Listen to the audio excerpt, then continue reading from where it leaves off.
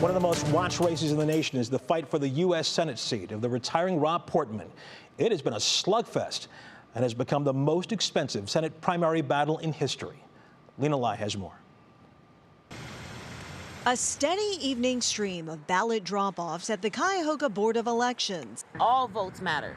For a primary election that's drawing national interest in the hotly contested GOP race for U.S. Senate. I'm a never Trump guy. That's the real JD Vance. And you've likely seen the ads. GOP Senate candidates have spent a record $66 million on TV and radio spots, according to Columbus ad tracker Medium Buying. With five pretty solid candidates in the field, it's impossible to predict anything. It's a fierce fight that's only tightened in the hours before Election Day.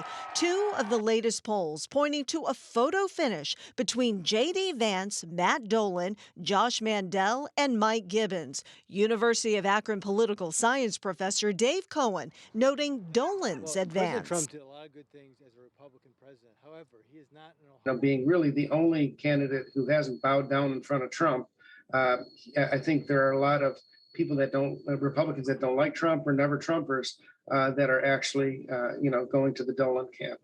And it's a race that many are seeing as the biggest test of Donald Trump's clout, the former president's endorsement leading to Vance's surge. But a blunder at a weekend rally in which Trump jumbled Vance's name with Mandel's. We've endorsed JP, right? JD Mandel. There is a lot of confusion on the Republican side, and people may see that and get confused, and that may actually help Josh Mandel. And in the GOP race, the belief that every vote counts could be especially true. Meanwhile, on the Democratic side, Congressman Tim Ryan is expected to handily win the primary for Senate. But Russ, again, all eyes on this GOP race, and it is going to be neck and neck all down to the wire as predicted. It is going to be something to watch tomorrow night, certainly. We'll be there. Lena Lai in the newsroom. Thank you. That Senate primary race is not the only decision we'll be closely watching tomorrow night. Ohio's gubernatorial race is a big step toward deciding our state's next leader. On the Republican primary side, Governor Mike DeWine faces three challengers: Jim Renacci, Joe Blystone, and Ron Hood. The Democratic primary is a face-off between Nan Whaley and John Cranley. And Ohio's 11th congressional district primary, Democrat Shontel Brown is fighting to keep her spot against Nina Turner in a rematch, and Republicans Eric Brewer and James Hemphill will vie for the top spot in their primary. And for the primary, many in Northeast Ohio took advantage of early voting.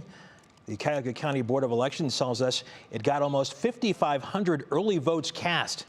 And in just the past 3 days alone, some 1,800 voted before this afternoon's 2 o'clock deadline. So if you don't plan to head to the polls and you do want to fill out a mail-in ballot, you have until 7:30 tomorrow night to drop it off at your county's Board of Elections. And absentee ballots had to be returned by U.S. mail with a postmark no later than today's date. If you have questions about tomorrow's primary, of course, we have you covered. Go to WKYC.com for a complete election guide, from what's on the ballot to finding your polling place. You can also text the word VOTE to 216-344-3300, and we will send that guide right to your phone.